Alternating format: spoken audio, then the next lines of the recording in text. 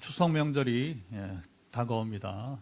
이번 목요일부터 6일 동안 이제 그 다음 화요일까지 이제 우리 근래 보기 드문 아주 긴 명절 연휴를 맞게 됩니다.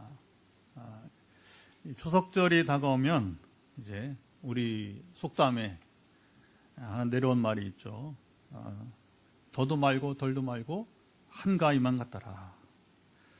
모든 것이 이제 한가위 때만큼 풍성해서 사는 것이 좀 이렇게 편안했으면 좋겠다.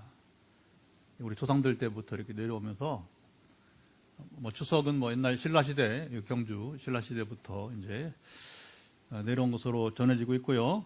명절은 축제의 날, 즐겁고 기쁜 명절 연휴가 되기를 간절히 바랍니다. 자, 즐겁고 기쁜 명절을 앞둔 오늘 본문의 시작은 슬픈 탄식으로 시작이 되고 있습니다. 나중 그렇지 않지만 시작은 그렇다는 거예요. 19절 한번 같이 읽어보도록 할까요? 19절 한번 띄워주시면, 자, 이렇게 예레미야가, 물론 예레미야의 말이 하나님께서 그럴 때 말씀하시는 거죠. 그게 읽어볼까요? 슬프고 아프다. 내 마음속이 아프고 내 마음이 답답하여 잠잠할 수 없으니 이런 나의 심령이 나팔 소리와 전쟁의 경보를 들음이로다. 새번역 성경은, 자, 이제 성경 번역이 이제 우리말도 상당히 다양해요. 그래서 이제, 우리 현재는 개혁 개정이라고 그래요. 고전에는 개혁 성경. 그리고 1970년대 일찍이 이제 천주교랑 우리랑 같이 성경을 번역한 게 공동 번역이라고 하고, 이게 성경이 좀 어려워요. 그렇죠? 그래서 쉬운 번역들이 나오는데, 그 후에 나온 게 이제 새 번역이 있고, 또 최근에는 현대어 성경, 그리고 표준 새 번역, 이런 우리말 성경이 이제 다양하게 있습니다. 영어도 번역 있기로는 이제 옛날에 이제 영국의 킹 제임스 버전이라고 해서 이제 제임스 왕 때 번역한 것을 이제 킹 제임스 버전이라고 하고, 그러나 지금은 또 우리말 새 번역 같은 영어 성경 NIV부터 해서 이제 여러 번역들이 있습니다. 제가 이 새 번역 성경으로 이 번역을 한번 읽어드릴게요. 여러분들은 19절을 보시고, 제가 새 번역 성경, 아이고 배야, 창자가 뒤틀려서 견딜 수 없구나. 아이고 가슴이야, 심장이 몹시 뛰어서 잠자코 있을 수가 없구나. 나팔 소리가 들려오고 전쟁의 함성이 들려온다. 이 쉬우니까 더, 그렇죠? 아주 리얼한 표현을 전해주고 있습니다. 성경에는 사람의 우리 사람의 몸, 신체를 가지고 감정을 표현할 때가 있어요. 되게 이제 심장은 사랑을 이제 이렇게 표현할 때 심장 얘기를 하고, 그리고 이제 창자는 되게 긍휼의 마음. 예수님이 이제 환자들을 보게 되면 그렇잖아요. 몸이 일그러지고 고통 가운데 환자들을 볼 때에 예수님 마음이 아프단 말입니다. 그때 쓰는 게 바로 뭐냐면 이제 불쌍히 여겼다 하는 건데, 스프랑클리주마이, 그 뜻이 뭐냐면 이제 창자가 뒤틀린다는 거예요. 얼마나 예수님 마음이 아프면 실제로 그 인격이 발해서 예수님의 창자가, 여러분 아시죠? 창자 꼬이면 얼마나 아파요, 그렇죠? 가장 큰 고통 가운데, 그 고통을 우리가 아픈 것을 보실 때에 예수님 마음이 움직여서 그런 고통을 느낀다는 거예요. 우리 교회는 치유하는 교회인데, 치유사역을 할 수 있는 것은 바로 뭐냐면 하나님께서 우리에게 이런 마음을 주시기 때문에 국내에 우리에게 나오지 않더라도 우리 교회에 더 많은 사람들 우리가 치유를 섬기고 있잖아요. 그건 뭐냐면 하나님께서 우리에게 이런 마음을 주신 것입니다. 할렐루야. 예레미야가 나라를 생각, 당시 예레미야 예언 활동을 하면서 정확히 말하면 남유다 왕국을 생각할 때에 바로 이제 창자가 찢어지는 아픔을 느꼈다는 것입니다. 150년 전에 북이스라엘 왕국, 이스라엘이 솔로몬 이후에 남북이 우리처럼 분단되었어요. 그리고서 이제 예레미야 이전에 150년 전에 북이스라엘 왕국이 이제 아수르 제국에 의해서 멸망을 당하고, 그리고 지금은 이제 150년이 지난 지금은 이 남유다 왕국도 지금 이제 멸망을 앞두고 있었어요. 우리 옛날 구한말처럼, 조선말 때처럼 고종 임금이죠. 우리가 일제 앞에 지금 또 그전에는 사실은 또 청나라죠. 청나라나 또 러시아에 의해서 사실 어느 나라가 멀리는 미국도 포함해요. 미국도. 지금도 마찬가지지만 이 세계 4대 강국이 중에서 우리나라를 누가 이제 강점하느냐. 그래서 결국은 이제 러일 전쟁, 중일 전쟁에서 청일 전쟁이죠. 일본이 승리하면서 남은 게 뭐냐면 미국과 일본. 가위바위보에서 일본이 한국을 강점하고 필리핀은 미국이 강점한 거예요. 그럼 미국이 우리나라를 강점할 수 있었어요. 근데 가츠라 테프트, 일본 외무상 가츠라하고 테프트 미국 국무장관이 가위바위보 한 거예요. 그래서 미국이 한국에 가느냐, 필리핀 가느냐, 일본이 필리핀 먹느냐, 한국 먹느냐, 이제 그런 비사가 있습니다. 이게 아주 유명한 거예요. 널리 알린 역사 이야기. 유다 왕국이 지금 풍전등화 있었습니다. 하나님께서 유다 왕국을 더 이상 보호하지 않으시고 바벨론에게 패망하도록 할 것이라는 예언의 말씀인 것입니다. 자, 히스기야 왕은 선지자 이사야와 더불어 하나님을 전적으로 하나님을 의지하고 그리고 아수르의 강력한 군대로부터 하나님께서 유다 왕국을 보호해 주셨습니다. 자, 이때 아수르의 사나립 왕이 유다에 패하고 홀로 살아서 귀국을 했지만 결국에는 이제 부하들에게 암살을 당했어요. 자, 이후 유다 왕국이 멸망하지 않고 기가 막힙니다. 아수르는 세계 최초의 대제국이에요. 훗날에 이제 여러분이 이제 로마라든가 이렇게 그리스처럼 세계 최초의 대제국은 그리스 로마가 아니라 어디냐면 바로 아시리아였어요. 그런데 이때 히스기야 유약한 왕이 하나님을 전적으로 의지할 때에 자보세요. 가장 세상에서 유약한 이 유다 왕국을 보호하시고 가장 강력했던 여러분 제국인 이제 아수르를 하나님께서 멸망시키게 된 것입니다. 하나님의 놀라운 통치였습니다. 할렐루야. 자, 예레미야 때는 그렇지 못했습니다. 유다 왕국이 오늘 본문에 보면 패망이 무슨 말이에요? 전쟁마다 진다는 얘기죠. 북방에서 내려오는 이 바벨론 군대를 막지 못하고 우리로 말하면 이제 옛날 임진왜란 때 그렇죠. 이 동네가 부산이 동네성 무너지고 울산 무너지고 여러분 계속 무너지단 말입니다. 결국은 선조임금이 여러분 평안도 그렇죠. 의주까지 가서 피난을 해야만 했던 그런 때와 같은 거예요. 자, 아수르는 드린 두 번째 세계 대제국인 바벨론에 의해서 결국 유다 왕국이 이제 멸망당했습니다. 자, 출애굽 이후 이어진 이스라엘의 이제 멸망사가 이제 이렇게 이루어지게 되는 거예요. 이스라엘 사람들이 바벨론과의 전쟁 가운데 크게 두려워했습니다. 21절 한번 더 읽어볼까요? 읽어보죠. 내가 저 깃발을 보며 나팔 소리 듣기를 어느 때까지 할꼬. 바벨론 군대가 거세게 저 북쪽에서부터 이제 우리로 말하면 이제 함경도부터 이렇게 남진을 한단 말입니다. 이제 남진을 해오는 거예요. 그러니까 그 군대의 깃발과 그리고 나팔 소리를 듣는 것이 그들에게는 큰 고통이었다. 이 전쟁의 참화를 말하게 되는 것이죠. 전세는 밀리고 이스라엘의 소망이 전혀 없었어요. 하나님은 히스기야 왕 때와 같이 이때에는 왜 유다 왕국을 보호해 주지 않으셨나요? 하나님은 유다 왕국이 이렇게 무기력하고 비참하게 바벨론에게 멸망하게 하셨을까요? 자, 유다 왕국의 상황이 심각했습니다. 오늘 예레미야가 이 하나님의 말씀을 전하는데 마치 창조 이전의 모습과 같이 혼돈하고 그리고 공허하고 하늘에는 빛이 없었습니다. 23절 산들은 진동하고 사람들도 없어지고 그리고 공중의 새들조차 다 날아가 버렸어요. 자, 이스라엘 온 땅이 적막하고 황량하고 말았습니다. 자, 26절 보면 26절 이렇게 또 말하고 있습니다. 한번 읽어보도록 할까요? 26절을 보면 잠깐만 띄워주세요. 26절을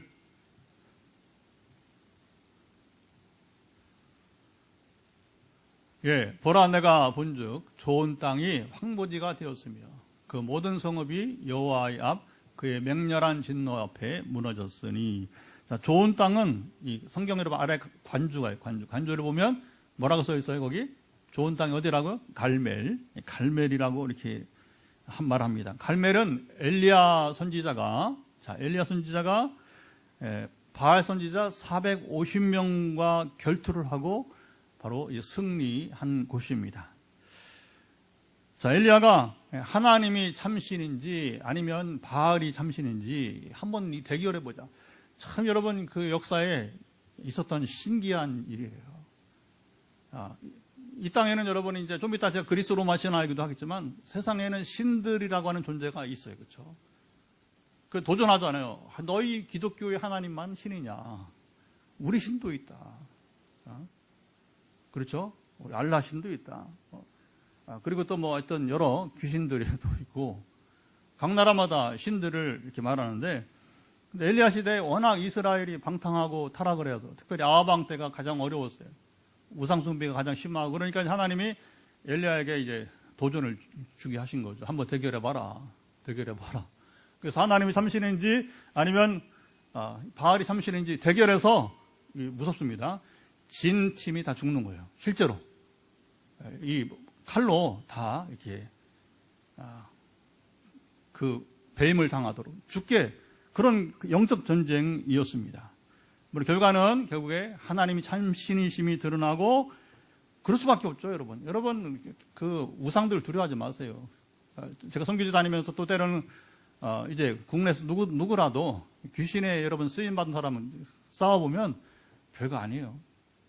여러분 하나님만이 강력한 유일하신 하나님이 신이십니다. 진짜 동행했던 분들은 알지만 벌벌 떨어요. 그러니까 여러분 이건 뭐 아주 쉬운 싸움입니다.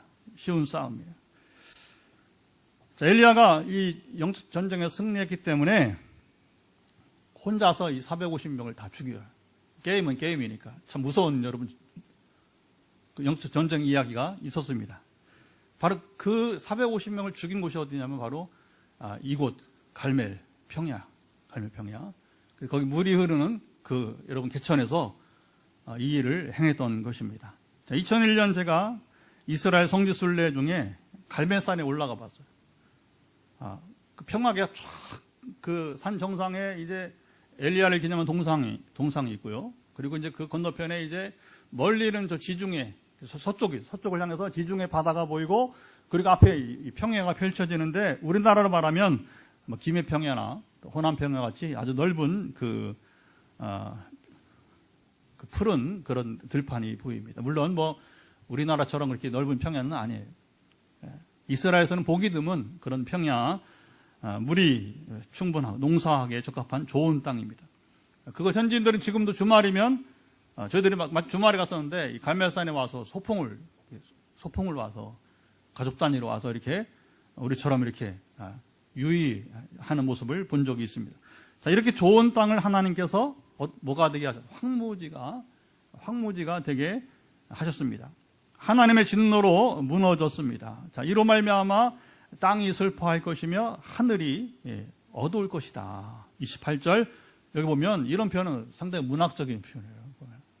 야, 하나님의 심판을 막 얘기하는데 상당히 여기 로맨틱한 낭만적인 그런 표현들이 나오는 걸 볼 수가 있습니다. 하나님 여유가 있어요. 하나님 역사를 통치하시는 주인이기 때문에 어떤 말씀하든지 간에 이런 여유가 있는 것입니다. 하나님은 유다 왕국을 향한 심판을 작정하셨고 돌이키지 이제 아니할 것이라 선언을 하셨어요. 자, 이렇게 이스라엘 멸망사가 끝나고 만 것입니까? 그렇지 않아요. 자, 27절 한번 읽어보도록 할까요? 자, 27절에 여호와께서 이와 같이 말씀하시길 이 온 땅이 황폐할 것이냐? 내가 진멸하지는 아니할 것이며.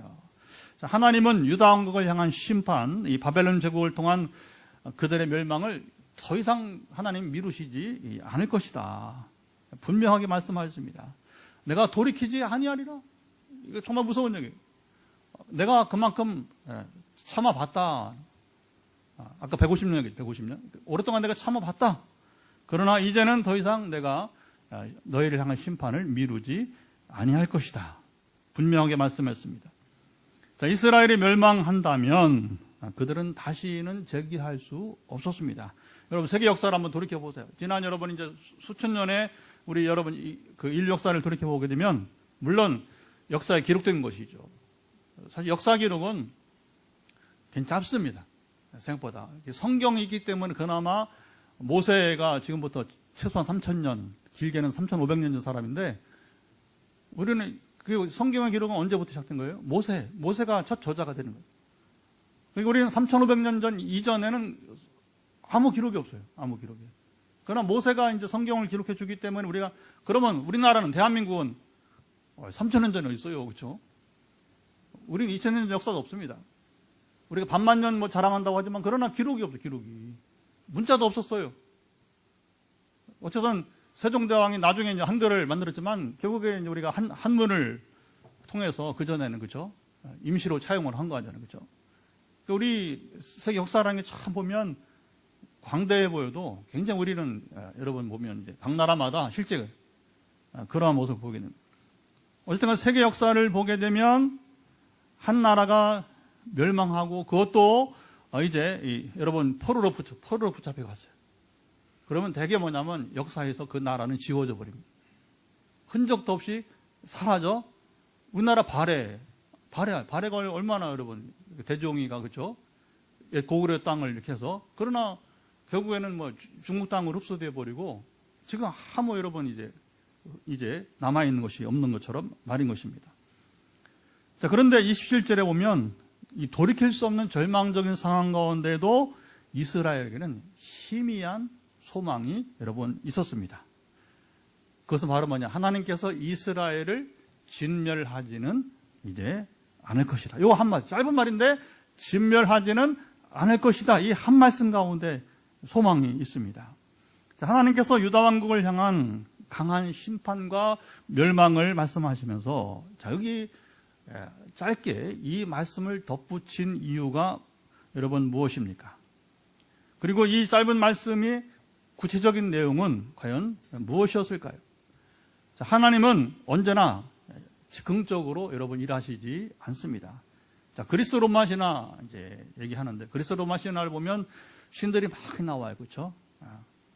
여러 이제 신들이 나오는데, 그런데 굉장히 조잡합니다. 인격이 턱없이 부족해요. 그리고 어리숙한 모습이 여러분 나타나고요. 관용이 없고 아주 얼마나 잔인한지 모릅니다. 신들이 매우 감정적이고 또 즉흥적으로 이런 모습이 나온다는 거죠. 저런 것도 신인가? 그냥 우리가 읽을 때 이런 것도 신이야 하면서 이제 우리가 판단할 정도입니다. 하나님은 여러분 이런 세상의 신들과는 차원이 다르신 분이십니다.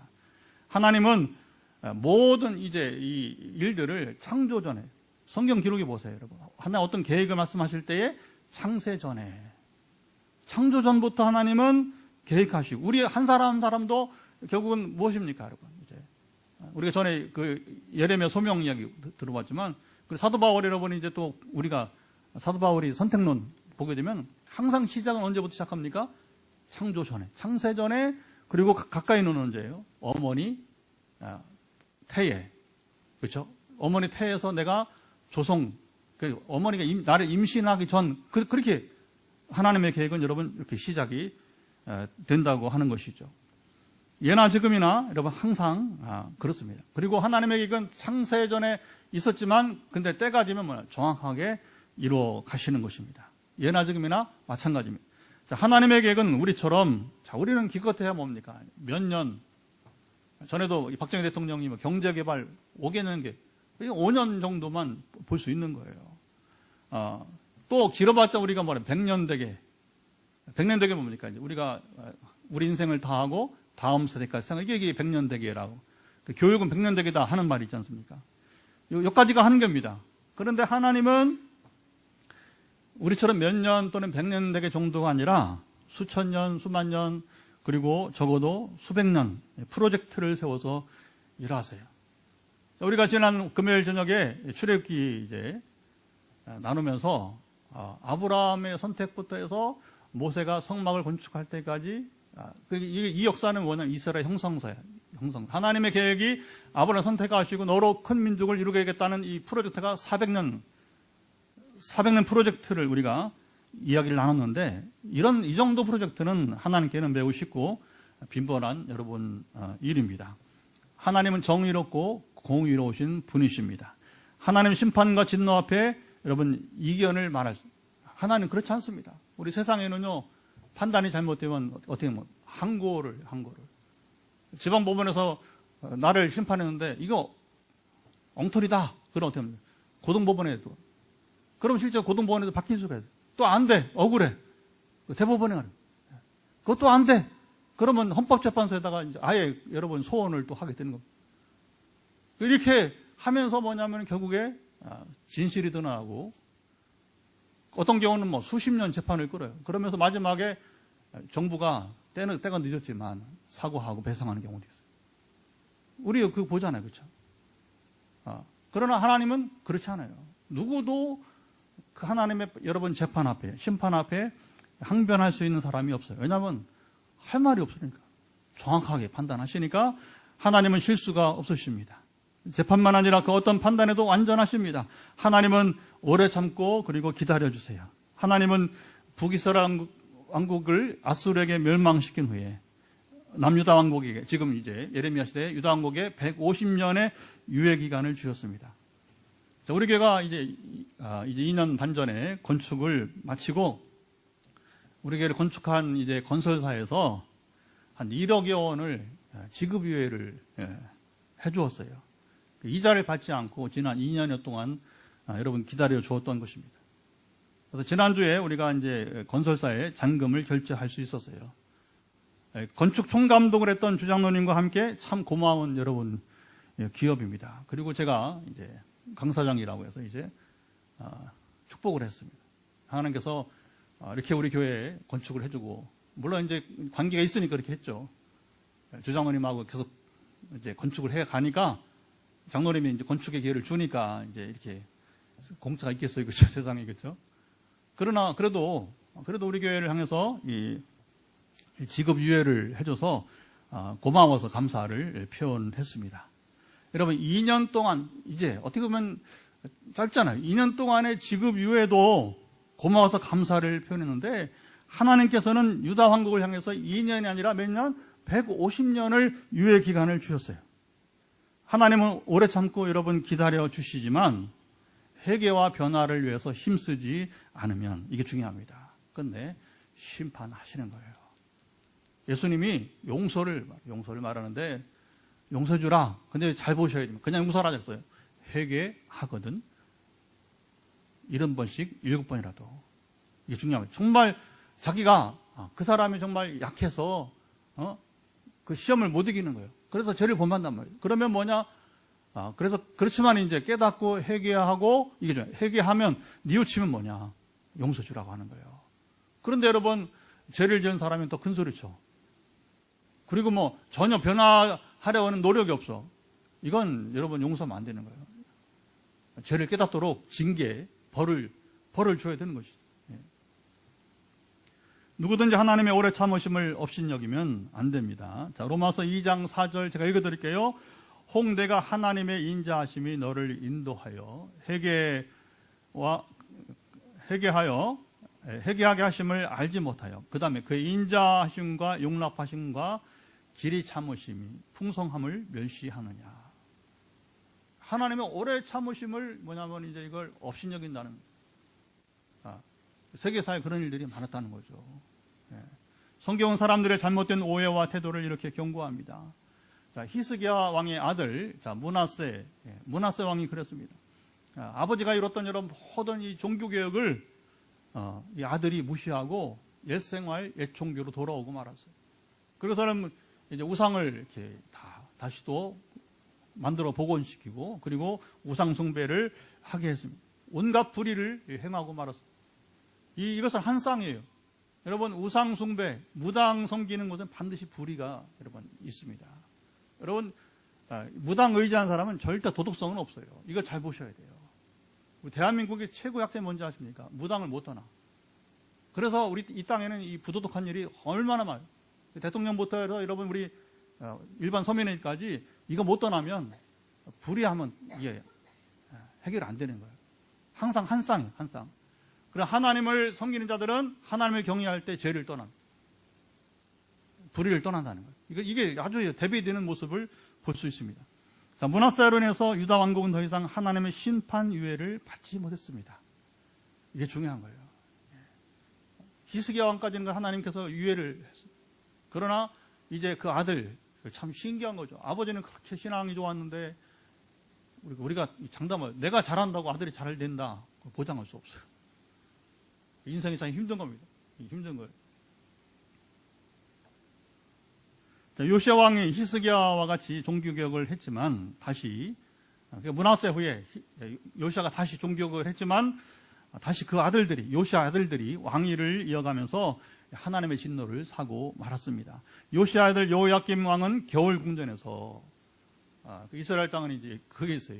겨울궁전, 여름궁전이 있어요. 겨울궁전에서 예레미야가 이제 바룩을 통해서, 그 예레미야 제자가 바룩인데 이렇게 대피를 많이 했어요. 바룩이. 그러니까 바룩이 이제 왕궁에다가 뭐냐면 하나님 말씀입니다 하고서는 이제 전하고, 죽음이 두려우니까, 왜냐하면 왕이 죽이려고 하니까 이제 도망간 거예요. 신하가, 자, 여호야김의 신하가 이제 그 겨울궁전에서 뭐냐면 예레미야가 전해준 하나님 말씀을 읽어요.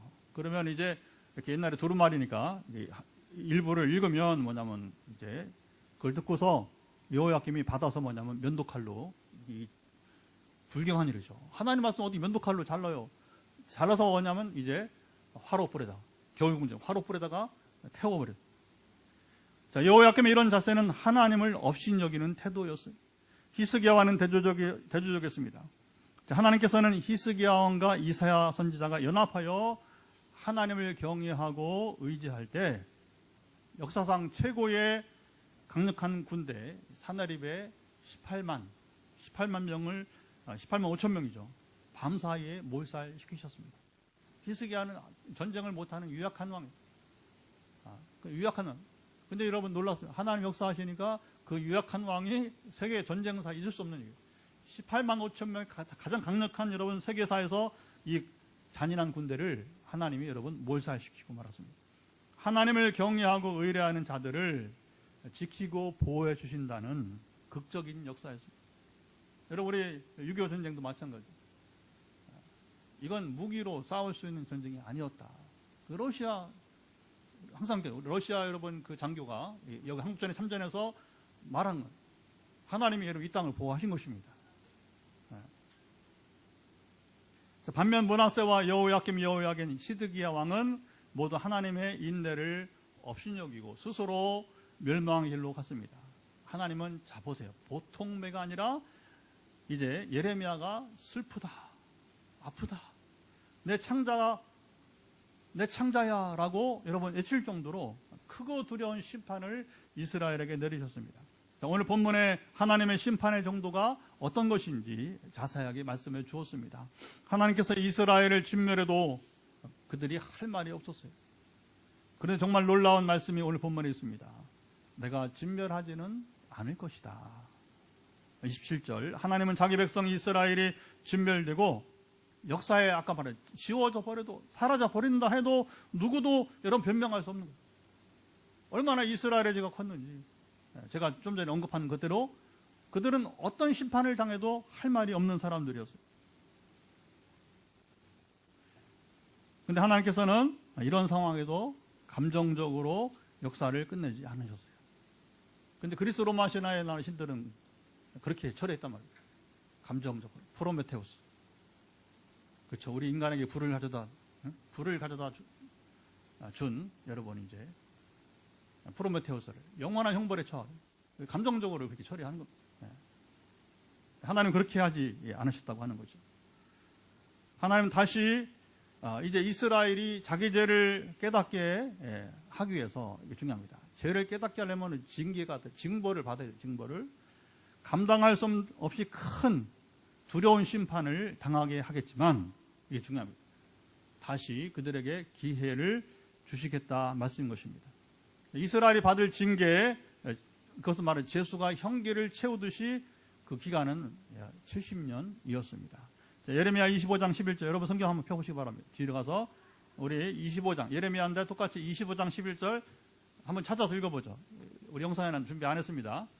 자, 25장 뒤로 쭉 가서 25장 11절 같이 한번 크게 읽어보겠습니다. 이 모든 땅이 폐허가 되어 놀랄 일이 될 것이며 이 민족들은 70년 동안 바벨론의 왕을 섬기리라. 자, 이스라엘이 바벨론에 이제 멸망당하고 그들에게 이제 통치를 받는 기간이 얼마라고요? 이게 이제 나라는 멸망하고 그리고 이제 포로로 붙잡혀 가서 70년 동안 이제 진행이 될 것이다. 그럼 왜 70년일까요? 하나님 정확하게 재판하시는 분이시니까 지난 500년 사이, 이스라엘 500년 사이에서 출애굽하고 가나안에 정착한 다음에 500년 동안 안식년을 한 번도 안 지킨 거예요. 자, 그러면 500년 동안에 안식년이 몇 번이에요? 70번. 70년이죠. 율법을 지키지 않은 것에, 그러니까 이미 하나님 율법을 주셨는데 그 율법을 지키지 않았어요. 그래도 율법을 지키지 않아도 평안하다.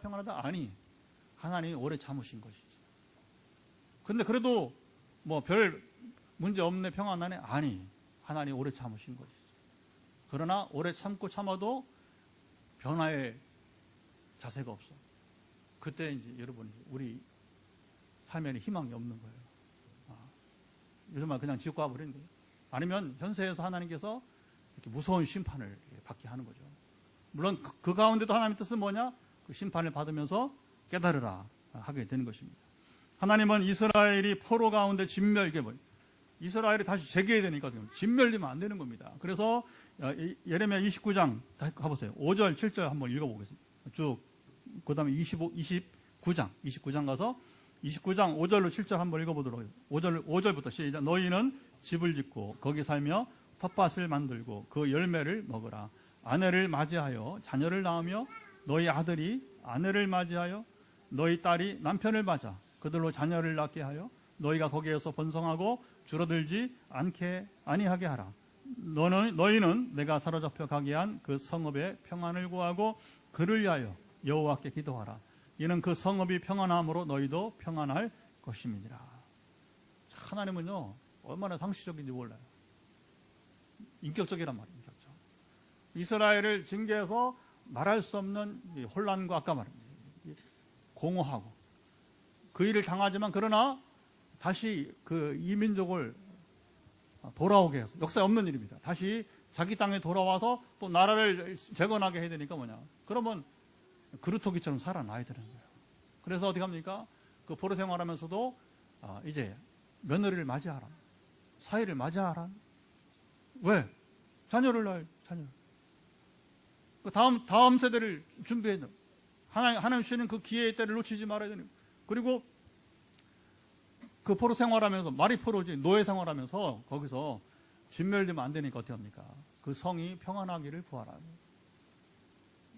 더 어렵지 않고, 그래도 좀 건강하게 돌아와야 될 거 아니에요. 그렇죠? 그럼 어떻게 해요? 그 성이 평안하도록 기도하라고 하는 거예요. 기도하라. 하나님은 이스라엘 살 길을 여러분 준비해 주신 것입니다.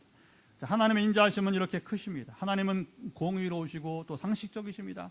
상식을 갖춘 사람이라면 이해하고 따를 수밖에 없게 하십니다. 여러분 성경을 읽기만 해도 우리는 하나님을 알고 믿고 순종할 수밖에 없어요. 배너를 여러분 원작자 류 웰리스가 그래요. 세계 최고의 영화사에서 최고의 영화는 배너. 지금 변함이 없어요. 그가 성경을 부정하고 그리고 이제 하나님을 부정을 했어요. 그래서 성경을 부정하고 하나님을 부정하려고 하니까 책을 쓰겠다고 덤벼들어요. 어떻게 성경을 읽어야 되나? 성경은 보통 읽어서 안 되니까 아주 자세하게 읽다가 근데 읽어갈수록 이게 오히려 하나님을 알게 되고 하나님을 만나게 되고 그리고 예수 그리스도 앞에 무릎을 꿇게 되고 그가 변화되어서 새 사람 되어서 오히려 복음을 전하는 세계 최고의 인물이 되었습니다. 할렐루야.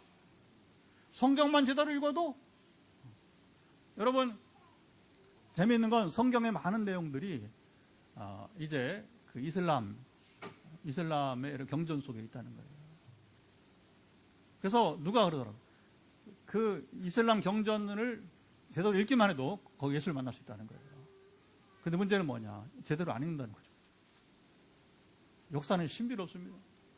이슬람교는 기독교를 많이 따라했어요. 많이 따라하기 때문에 후발 종교고 알라로 대신한 것뿐이지 사실은 이제 그래서 거기 안에 여러분 복음이 많다는 거예요. 실제로 제 얘기가 아니라 실제로 이제 꾸란을 연구하고 실제로 그 꾸란을 읽으면서 이슬람 교인 중에서 변화되어서 예수를 믿고 이렇게 개종한 경우가 있다는 것입니다. 하나님께서 우리를 향해 오래 참으시고 사랑하심을 가장 잘 나타내준 말씀이 호세아입니다. 음탕한 음료 고매를 끝까지 참고 기다리고 그리고 이제 버리지 않는 호세아와 같이요.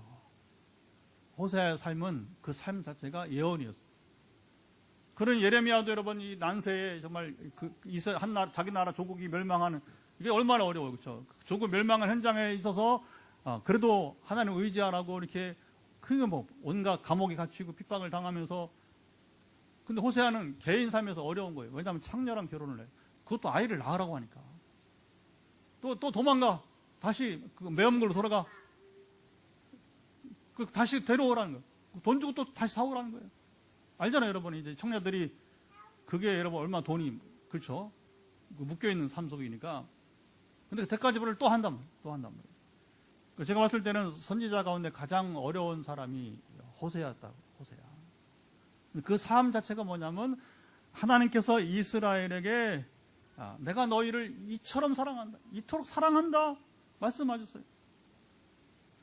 호세아는 하나님이 이스라엘 남편이고 이스라엘은 그의 신부임을 말씀합니다.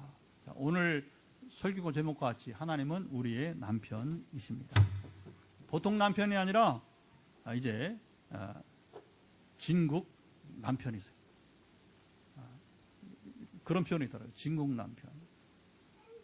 보통 남편이 아니라 진짜 아내를 사랑하는 남편을 진국 남편이라도 부른다네요.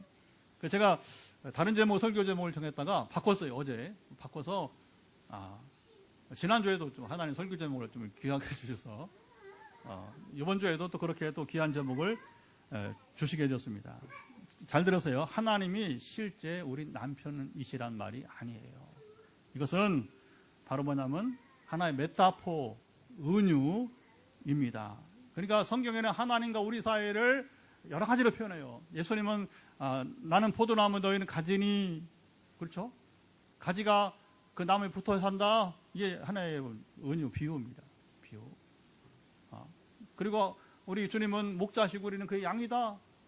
우리가 양입니까? 사람이지. 그러나 그건 비유니까 뭐냐면 예수님과 우리 사이를 가장 이렇게 적절하게 표현해 준 거고, 가장 깊은 표현이 바로 뭐냐면 하나님과 우리는 부부 사이 같다는 거예요. 오해하지 마세요. 부부는 아니에요. 그러나 우리가 알 수 있는 언어로 어떻게 하나님과 우리 사이가 지켜져야 되느냐, 그것은 세상 가장 가까운 부부 사이만큼 우리는 하나님과 친밀해야 된다고 하는 것입니다. 아멘. 하나님은 신이 지으신 피조물들을 끝까지 버리지 않으시고 구원하시고자 하십니다. 그래서 하나님은 언제나 오래 참으시고 사람들에게 기회를 주십니다. 그의 인내를 업신여기지 않고 그를 깨닫고 회개하고 돌이키면 누구든지 하나님의 사랑은 여러분 끊어지지 않는 것입니다. 이스라엘을 진멸하지 않으신 것처럼 하나님은 독생자 예수 그리스도를 이제 여러분 이 땅에 우리에게 보내주시고, 그를 통해서 우리가 가장 해결하기 어려운 게 제 문제예요. 가인이 그것 때문에, 제가 이제 우리 오늘 기도할 때 그렇게 그렇지만 가인이 결국은 제 문제 해결 못해서 제사가 연락되지 않고, 그러면 해결해야 되는데 해결 안 하고 뭡니까? 우리 동생을 미워하면서 동생을 죽이고 말잖아요. 인류사를 보면요, 정말 우리가 소모전, 쓸데없는 일을 많이 해요. 쓸데없는 이 가인을 봐도 얼마나 불쌍한지 모릅니다. 지금도 그렇게 사는 사람도 있어요.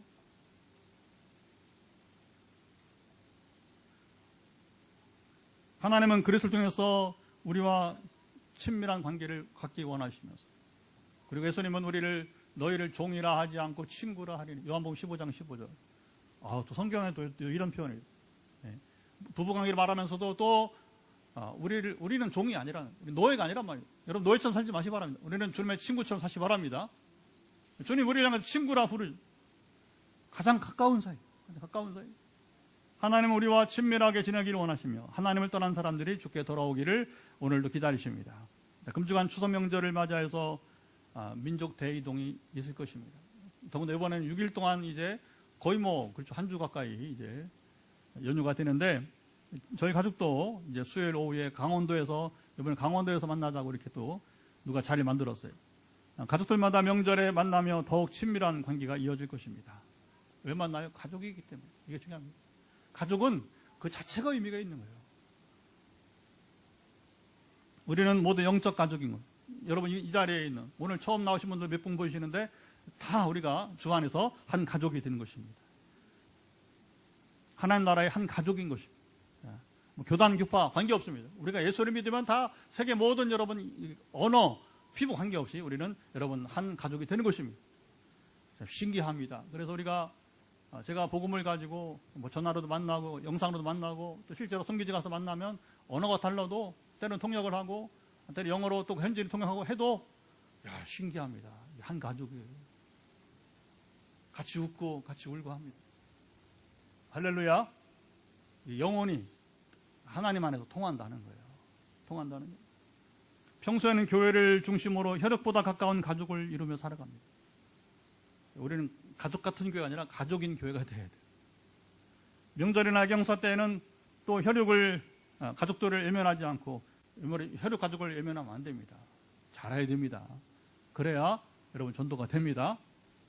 남편을 잘 섬기시고 아내를 잘 섬기시고 자녀들을 잘 돌아보시고 부모를 잘 모셔야 됩니다. 아멘.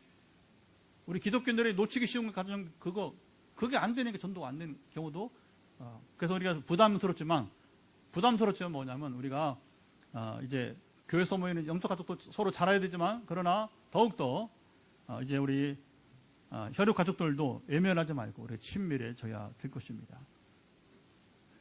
그래서 이제 오늘 마지막 결론은 우리 혈육 가족들도 모두가 우리 같이 하나님께서 진국 남편이 되시기를 축복합니다. 하나님 우리에게 정말 진국 남편이 되신 것처럼 지금 하나님 기다리고 있단 말이에요. 아직 믿지 않는 여러분 가족들을 기다리고 있단 말입니다. 그래서 이런 얘기 한번 해보세요. 목사님이 명절 앞두고 주일날 설교하시던데 세상에 하나님이 우리 진국 남편이래. 여러분 이제 그냥 설명할 수 있잖아요. 그렇죠? 그래서 그 설명하면서 우리 동생도 말이야, 우리 또 형님도 형수님도 하면서 얘기를 하란 말입니다.